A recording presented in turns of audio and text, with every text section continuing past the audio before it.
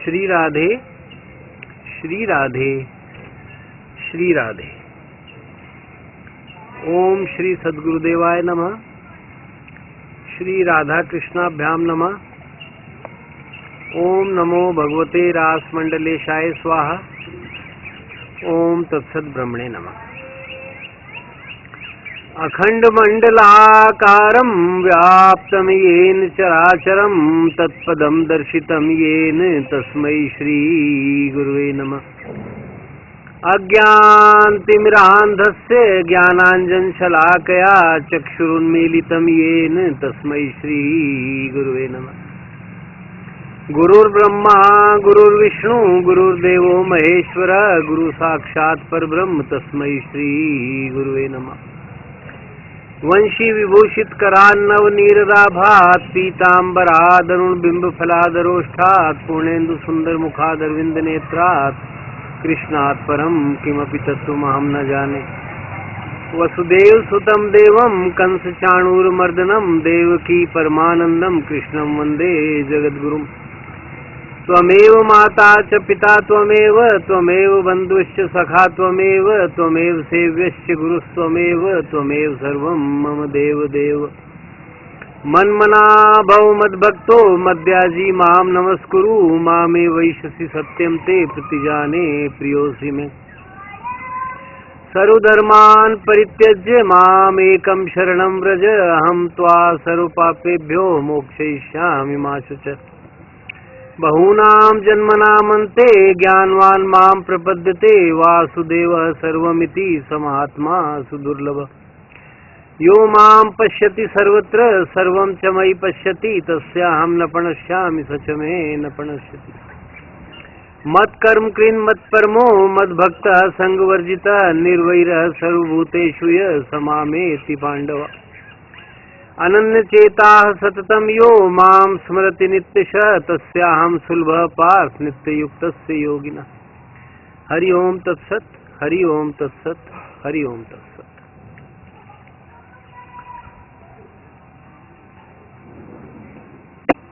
आज 44वां विषय इस व्याख्यान का सबसे महत्वपूर्ण विषयों में से ही है। वैसे सारे ही विषय महत्वपूर्ण ही लिए जा रहे हैं, किंतु इस विषय का वर्णन तो शब्दों में कर पाना एक दुस्साहस का ही कार्य है, बहुत ही कठिन कार्य।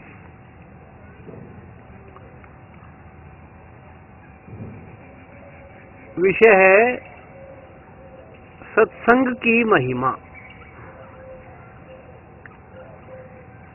सत्संग की महिमा। अब यूं तो सब जानते हैं इन चीजों को, लेकिन सवाल तो यही हो रहा है कि हमने सैकड़ों बार पढ़ा भी है, सुना भी है, लेकिन पूर्ण प्रभाव नहीं हुआ। और अध्यात्म एक ही बात कहता है कि 100 पर प्राप्ति होगी, 99.9 पर भी नहीं होगी। उतनी होगी तो भी भगवान की पूर्ण प्राप्ति तो नहीं हुई। तो होगी तो 1% भी बहुत अच्छा है, 10% भी कम नहीं है, 50 बहुत अधिक है, लेकिन हम तो चाहते हैं 100% हो, सदा की प्राप्ति हो जाए, छुट्टी हो जाए, कर जाए। तो नारद भक्ति सूत्र में आया है, 3 बार प्रश्न भी पूछा गया है और 3 ही बार उत्तर भी दिया गया है कि भाई छोड़ो, बाकी तो सब ठीक है, सारे साधन। तरता किससे है? कस्मात् तरति, 3 बार पूछा और 3 ही बार उत्तर दिया गया है, सत्संगात् तरति, सत्संग से तरता है। अब तरना ही है और करना क्या है? तो सत्संग से तरेगा तो। और सब साधनों का परम साधन सत्संग है। अब कुछ लोग शरणागति को भी बताते हैं देखिए, न्यूनता किसी की नहीं है, एक चीज पकड़ लीजिए पहुंच जाएंगे, किसी की न्यूनता नहीं, और सारे इक्वली इंपॉर्टेंट हैं। लेकिन मेरा मानना ये है कि शरणागति में तो साधनों का ही अभाव है, वो तो बिल्कुल अंतिम स्थिति है। शरणागति के बाद तो फिर प्राप्ति दूर नहीं रह जाती है, लेकिन सब साधनों का परम साधन, यानी वो तो शरणागति तो एक प्रकार से असाधन है, यानी स्वयं कुछ करना ही नहीं है, सत्संग में करना है। तो जब तक मैंपन भी बना हुआ है, जब तक हम थोड़े दूर हैं, तो सत्संग करना है। सत्संग निश्चित रूप से प्राप्ति कराने वाला है। जिन्होंने कुछ नहीं किया, पशु पक्षियों तक ने जिन्होंने कुछ नहीं किया, वो भी सत्संग से तर गए। इसकी एक बहुत सुंदर घटना है। एक राजा अज्ञात प्रदेश की तरफ आखेट के लिए निकल गया कि भाई ये सारे तो वन क्षेत्र मेरे देखे हुए हैं, मेरे राज्य के अंतर्गत, अब थोड़ा दूर जाता हूं। तो निकल गया और घोड़े की पीठ पर अकेला ही था।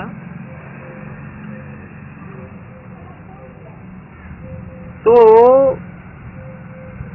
सहसा उसे दूर पर एक बस्ती दिखाई दी। दूर कुछ ऊंचाई पर थी, तो कई मील पहले दिखाई दे गई, और एक तोता चक्कर काटने लगा।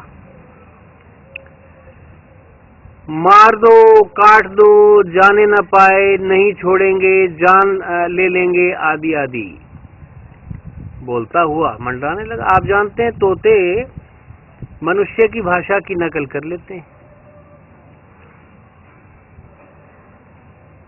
मंडन मिश्र का तोता संस्कृत बोलता था, श्लोक धारा प्रवाह।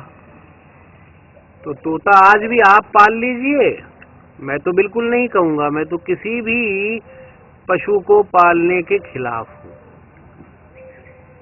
गाय को मैं पशु मानता ही नहीं, पालना हो तो केवल गाय पालनी है, बाकी तो सबको कैद करना महाजघन्य क्रूर अपराध है। अहिंसा परमो धर्म, अहिंसा नहीं कहती कि किसी को पाला जाए, लेकिन तोता पालते हैं लोग, और जैसा रटाते हैं वैसा वो रट लेता है। हाँ, वो व्यक्ति पाल सकता है जो उसको रोज केवल कुछ चुग्गा पानी दे करके खुला छोड़ दे, वो फिर कोई समस्या नहीं है। पालने का मतलब है सदा जो पिंजरे में कैद रहे, फिर उसको छोड़ा भी जाता है तो वो वापस पिंजरे की तरफ ही आ जाता है, वो अपने संगी साथियों को, अपनी कुनबे बिरादरी को, सबको भूल जाता है। ये अच्छी बात नहीं है। खैर, जो भी हो, तो तोता किसी ने, अब पता नहीं उसने सुना या जो भी खुद किसी ने रटवाया, जैसा भी था, वो मारो काटो, बस ये तो हिंसा हिंसा उसके मुख से निकल रही थी। तो राजा सशंकित भी हो गया, कुछ उसका दिमाग परेशान भी हो गया कि ये तोता इस तरह से बोल रहा है। वो बस्ती पास आती जा रही थी, तो राजा के मन में आया कि जहाँ के तोते इस प्रकार से बोल रहे हैं, तो वो बस्ती में कितने खूंखार लोगों का निवास होगा, वो कहीं मुझे जान से मार डालें। तो वो उस पहाड़ी की जहाँ बस्ती दिखाई दे रही थी, उससे फेर खा करके आगे निकल गया। भाई, इस बस्ती में नहीं घुसना है जहाँ का तोता इस प्रकार से बोल रहा है। तो निस्संदेह ये बस्ती ठीक नहीं है, क्योंकि बस्ती का ही होगा ये, पालतू तोता ही बोल सकता है, जंगली होता तो मनुष्य की वाणी नहीं बोल सकता था। चलो, ये अच्छा ही निष्कर्ष निकाला, और फेर खाकर के घोड़े को आगे ले गया। तो 10-20 मील दूर जाकर के उसको कुछ भूख प्यास की आवश्यकता महसूस हुई। गर्मी भी थी, तो एक सुंदर जलाशय के पास में एक कुटिया बनी हुई थी। तो उस कुटिया में विश्राम की दृष्टि से रुक गया, घोड़ा बांध दिया और उसको सरोवर की तरफ छोड़ दिया जल वगैरह पीने, और स्वयं झोपड़ी में आ गया। तो झोपड़ी में आया तो एक दूसरा तोता मिला। उस तोते ने कहा, आइए अतिथि देवो भव, आइए बैठिए, मैं आपकी क्या सेवा करूं, विश्राम कीजिए, जलपान कीजिए। राजा आश्चर्य से भर गया कि एक तो वो तोता था, मार काट कर रहा था, एक ये तोता है कि वाणी से अमृत झर रहा है। इन वचनों से ही आधा तो व्यक्ति की तृप्ति हो जाती है। बड़ा प्रसन्न हो गया और वहां प्रसन्न मन से बैठ गया। अब जो भी वहां पर मटका रखा था, पानी वगैरह भी लिया, फिर तोते से पूछा कि भाई किसने सिखाया तुम्हें ये सब बोलना? एक तोता तो रास्ते में मिला था, वो तो इस तरह बोल रहा था, और तुम बिल्कुल ही, ये तो गोलोक पाताल का अंतर है, ये कैसे? तो तोते ने कहा कि भगवान, बात ये है कि मेरे गुरुदेव अभी कहीं यात्रा पर गए हुए हैं, वो परम संत हैं, मैं उनके आश्रय में रहा हूं, तो मैं ये सीख गया, और वो मेरा सगा भाई है। हुआ ये था कि दोनों हम सगे भाई थे, और एक दिन भारी आंधी तूफान में हम घोंसले से नीचे चले गए। वो उड़ करके डाकुओं की बस्ती में चला गया कि यहाँ आ गया, तो वो तो वही सीखेगा, तो वही वैसा स्वभाव हो जाएगा। और मेरा स्वभाव सत्संग के प्रभाव से, उन संत के आशीर्वाद से साधु स्वभाव हो गया है, और उसका जो है दोष किसी का नहीं। एक ही माँ ने जन्म दिया, सगे भाई, कहीं कोई अंतर नहीं। अगर मैं वहां पड़ जाता तो मैं भी ऐसा हो जाता, अगर वो इधर आ जाता तो वो ऐसा हो जाता। अब आप समझ सकते हैं कि सत्संग का कितना महत्व है। ये तो एक पक्षी की बात हुई, कोई साधन थोड़ी किया उन्होंने, कोई वेद पढ़े थे कि गीता उपनिषद पुराण पढ़े थे, ऐसा कुछ भी नहीं था। केवल मात्र संत के आश्रय में रहने से, संत की जूठन खाने से, और संत तो कभी पिंजरा लगाएगा नहीं, उसने तो उसको पुत्रवत स्नेह किया, पालन किया और भोजन इत्यादि दिया, तो वो अपनी इच्छा से वहां रहने लग गया, वो पालतू नहीं है। और सत्संग की महिमा से वो तर गया जो करोड़ों जन्मों में भी नहीं तरता प्राणी, मनुष्य होकर भी नहीं तरता, और कई कई जन्म बीत जाते हैं, तो वो एक पक्षी होकर के तर गया। तो बिल्कुल सिद्ध हो रहा है, कस्मात तरसी सत्संगात तरसी, सत्संग से तरता है। और कुसंग से बड़े बड़े सिद्ध साधक का भी पतन हो जाता है, सिद्ध संतों तक का पतन सुना गया है, ऋषि मुनियों का पतन सुना गया है कुसंग के कारण। अब कुसंग का भी एक उदाहरण दे दिया जाता है। ये भी लगभग आप में से जो रुचि रखते हैं उन्होंने सुना ही होगा, कथाओं में भी ये प्रसंग काफी बार आता है, शास्त्रोक्त है पूरी तरह से। हजारों वर्ष पूर्व सौभरी नाम के मुनि थे। महासिद्ध योगी थे, महान तपस्वी थे, पहुंचे हुए थे, मनचाहा रूप भी बनाने में समर्थ थे, शाप और वरदान देने में भी समर्थ थे। तो वृंदावन में काली दह में जल राशि के अंदर, अब आज तो यमुना का जल भी वैसा नहीं रहा और जल राशि भी सीमित हो गई। जब यमुना जी बहुत ही उत्ताल तरंगों से परिपूर्ण, बड़े वेग से 12 मास भारी जल राशि के साथ में बहती थी, तब जल के तल में, अब वो कितना भी मीटर नीचे था तो उसके तल में वो ध्यान लगाते थे और हजारों साल से ध्यान करके वो सिद्ध हो गए थे। अब सिद्धावस्था का भी देखो, कुसंग का प्रभाव देखिए कि इतने सिद्धि प्राप्त होकर के आत्मा में स्थित होने के बाद भी एक बार उन्होंने मछली को मिलन क्रीड़ा करते हुए देख लिया। एक मत्स्य था, नर मछली जिसको कहा जा सकता है, वो अपनी गृहस्थी बसा रहा था। तो उसके क्षण मात्र के दृष्टि पात्र से जो दृष्टि का कुसंग हुआ,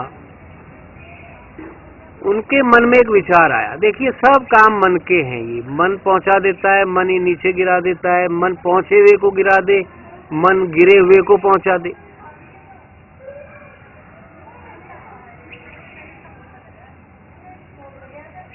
तो एक क्षण का कुसंग हुआ और विचार मन में आया कि देखो, हमसे तो ये मछलियां अच्छी हैं, कितने आनंद में किलोल कर रही हैं, अपना खूब आराम से गृहस्थ में रहती हैं, कोई दिक्कत नहीं है, तो हमसे तो ये अच्छी हुई, हम तो ये शुष्क और नीरस साधना कर रहे हैं। बस ये विचार आते ही वहीं पतन हो गया और मन में ये घर कर गया कि मैं भी गृहस्थ बसाऊंगा।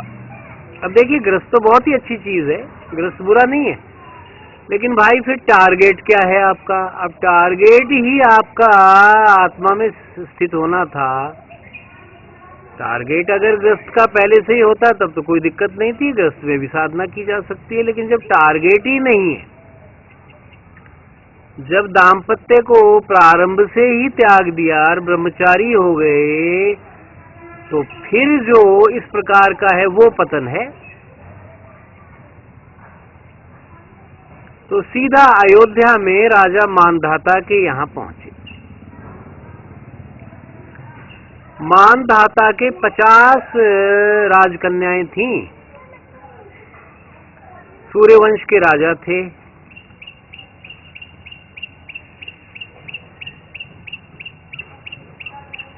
तो जाकर उनसे कहा कि भाई, अपनी एक पुत्री का विवाह मुझसे कर दीजिए। अब मुनि का आदेश हो गया, राजा चक्कर में पड़ गया कि अब ये तो अत्यंत ही वृद्ध शरीर हैं और इस वृद्ध से अपनी सुकुमार कन्या का विवाह करता हूं तो भी दोष का भागी बनूंगा। अगर इनका वचन नहीं मानता तो ये शाप देंगे, तो मैं तो इधर कुआं उधर खाई, तो धर्म संकट में फंस गया। लेकिन मन युक्ति भी निकाल देता है, मन बहुत जरूरी है, मन शत्रु ही नहीं है सदा, मन मित्र भी है। तो राजा ने एक युक्ति निकाली और कहा, ब्राह्मण, आपका आदेश शिरोधार्य है, भला आपको दामाद बनाने में तो निश्चित रूप से मेरा बहुत बड़ा सौभाग्य है,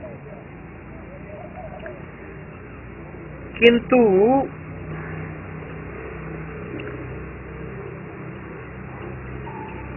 मेरा विचार ऐसा कहता है कि आप मेरे रनिवास में चले जाएं और 50 पुत्रियों में से जो आपको वर ले, क्योंकि स्वयंवर प्रथा भी तब वैसे ही होती थी कि राजकन्या ही वर का चुनाव करती थी, तो जो भी पुत्री आपका वरण कर ले मैं उससे आपका विवाह कर दूंगा। तो मुनि को कोई समस्या नहीं थी, और मुनि बात भी ताड़ गई इनकी कि ये मेरे वृद्ध शरीर पर जा रहे हैं। उन्होंने तत्काल योग बल से, मैंने बताया सिद्ध थे पूरी तरह से, योग बल से एक अत्यंत कमनीय युवक का रूप धारण कर लिया। जैसे कोई 25 वर्ष का व्यक्ति होता है, रूप लावण्य शक्ति और पौरुष से संपन्न, वो युवा के रूप में बना लिया शरीर, और अंतःपुर में पहुंचे। अब ऐसा रूप देखकर तो 50 ही अनुरक्त हो गई। अब राजा का वचन था, तो वचन तो रघुकुल की तो रीत यही है कि प्राण चले जाएं, वचन नहीं जाता है। तो राजा को अब तो कोई दिक्कत भी नहीं थी कि भाई जिस वृद्ध शरीर से ही तो मुझे आपत्ति थी, अब तो इनका शरीर जो है देखने लायक हो गया, कंचन काया हो गई है। तो 50 पुत्रियों का विवाह उनसे कर दिया, और वो आनंद से उन 50 को विदा करवा के वन में चले गए। वहां अपने योग बल से ही उन्होंने 50 भवनों का निर्माण किया, और उन 50 भवनों में उन राजकन्याओं के साथ जो उनकी अब पत्नियां थीं, आराम से गृहस्थ में रहने लगे।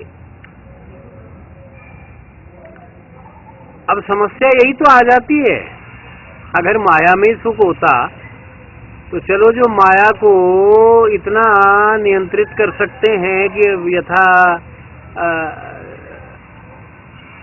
विचार के भावना के अनुसार रूप बना लें, तो फिर तो बात निराली तो है, लेकिन माया तो फिर भी नहीं जाएगी। देखिए, माया तो केवल दास की ही जाती है। पहले चर्चा आ भी चुकी है, पुनः भी कहना उपयुक्त होगा कि माया में तो केवल विषयों का आनंद ही है, और वो क्षणभंगुर है। और आत्मानंद भी आत्मा तक स्थित कर देता है, वहां से कभी भी पतन हो सकता है, जैसे सौबरी का हो गया। और ब्रह्मानंद में भगवान में विलीन हो गए, ज्योति में ज्योति मिल गई, सेवा का आनंद नहीं आ पाएगा। इसलिए परमानंद ही हमें अभीष्ट है। प्रेमनाद का लक्ष्य भी आप सबको परमानंद भगवान की प्राप्ति करवाना है, जहां फिर कोई विराम नहीं है, अखंड सेवा में प्रवेश है, नित्य नवायमान, नित्य नवीन प्रकार से सेवा करो, नए प्रकार से सेवा करो। और नित्य वर्धमान वो ऐसा रस है जो बढ़ता ही रहता है, बढ़ता ही रहता है। माया में तो ये नहीं था। तो वो तो सिद्ध थे, लेकिन माया थोड़ी रोक सकते थे। माया तो कोई भी नहीं रोक सकता है, माया तो रहेगी। भगवान स्वयं आए अवतार काल में तो भी माया रही, और चले गए तो भी आज है, और उनसे पहले भी थी। माया तो रहती ही है। बस इतना ही अंतर है कि इस संसार में माया रहती है, और इस संसार से ऊपर, ब्रह्मलोक से ऊपर, बैकुंठ, देवी लोक, कैलाश लोक आदि जितने भी हैं, वहां महामाया होती है। वो कहीं लक्ष्मी के रूप में, कहीं जगन माता के रूप में, वो महामाया है। और भगवान की निजी शक्ति जो योग माया है, वो गोलोक में भी रहती है। साकेत में भी वो सीता जी के रूप में है, गोलोक में राधा जी के रूप में। तो माया तो रहती, मायापति के साथ तो अभिन्न है, इसलिए माया कभी जाती नहीं है। हाँ, आपकी माया जा सकती है। अगर आप भगवान के हो गए तो आप माया से उत्तीर्ण हो जाओगे। किससे तरता है, यानी माया से कैसे तरता है? सत्संग से तरता है। तो जो भी है, अब उन 50 से संतान भी हो गई, और कोई रो रहा है, कोई पुकार रहा है, कोई क्रंदन कर रहा है, फिर एक पत्नी कह रही है ये सामान ले आओ, दूसरी वो ले आओ, तो सौभरी जो मुनि थे वो तो परेशान हो गए कि भाई ये क्षणिक कुसंग था जिससे मैं इस गृहस्थ की आसक्ति में आ गया। मैंने बताया आसक्ति छोड़ के तो जनक का उदाहरण दिया ही गया था, कोई समस्या नहीं। अब आसक्ति तो मछली की क्रीड़ा देखकर हुई थी, तो आसक्ति के वश ही तो गृहस्थ बसाया था। आसक्ति तो माया है, सिद्धि का वहां खात्मा हो गया। तो वो तो हाथ जोड़ लिए कि भैया मैं तो भर पाया, और वापिस साधना का उपक्रम प्रारंभ कर दिया। तो इससे सिद्ध होता है कि एक क्षण का भी कुसंग पतनकारी है, और हम तो आज ऐसे युग में रह रहे हैं, कुसंग ही कुसंग है। घर में हो चाहे बाहर हो, किसी न किसी प्रकार का कुसंग तो मिलेगा। कोई बहुत ही सदाचारी भी है, लेकिन वो आपको गुलाम बना लेगा, वो मेरे अनुसार चलो, बस मैं हूं जो हूं। किन्हीं भी कारणों से तो आज का युग और भी खतरनाक है, लेकिन आज का युग इसीलिए अच्छा है कि इसमें घर पर रहकर भी आसक्ति को जीता जा सकता है। बाहर का तो अब कोई जमाना ही नहीं है, कोई स्थान भी नहीं है, फिर वहां ज्यादा पतन की गुंजाइश है। यहाँ तो आप 1, 2, 5, 10 परिवार के सदस्यों से ही तो दुखी हो, वहां हजारों घेर लेंगे आपको। और आसक्ति छोड़नी है तो फिर इन 5 की छोड़ दो ना, वहां 55,000 की पल्ले ही नहीं पड़ेगी, वो छोड़ना और कठिन हो जाएगा।